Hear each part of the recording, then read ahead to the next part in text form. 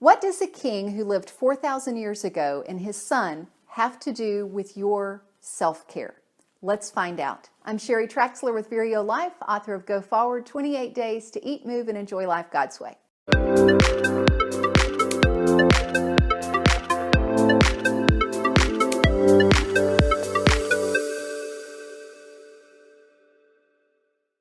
"4,000 years ago, there was a king who was going out to battle, and he was so determined, he was so intense about having the victory that he told his troops, nobody eats today until the end of the day when we have had victory over our enemies.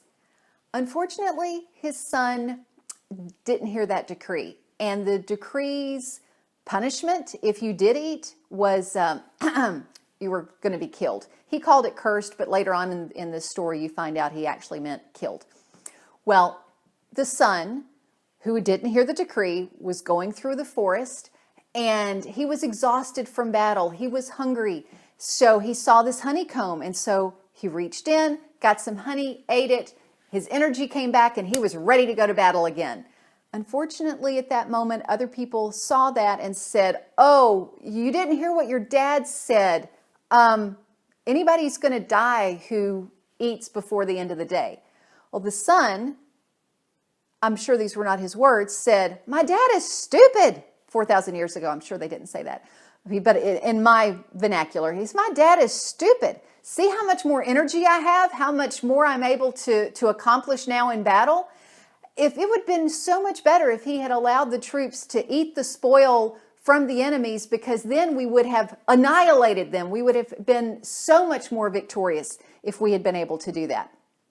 Later on in the story, when the son was about to get killed, the troops and the people rescued him and said, "No, look at all he's accomplished, change your decree," and the king changed his decree. This was a true story. So what does that have to do with your self-care? Hopefully you're going to be like the son and not like the king, the father, who made the decree. Because we can do that sometimes. We can get so into whatever our goal is that we say, "I'm not going to take a break until I finish this." And our brain gets foggy, we lose our creativity. Or I'm going to stay up all night and work on this project. Not necessarily because we've committed that it's due at 6 a.m. for a meeting. And, there are times that something like that happens, but when we're living that kind of lifestyle, we begin to burn out. We begin to not have the energy, the mental clarity, the creativity that we need. And of course, our health deteriorates long term. We end up with illness and sickness that we easily could have avoided if we had slept and eaten well and taken time to cook our meals so that we weren't just grabbing a bar of this and a shake of that, and getting our exercise in because of all the benefits of exercise. And we'll have other videos talking about the benefits of exercise and how to eat well and so forth. But the concept of committing to yourself that you are going to take the time, make the time, invest the time in your self-care means that just like that son recognized, what a greater spoil we would have had, what a greater victory we would have had if we had taken food, was how they would have cared for themselves in this particular story.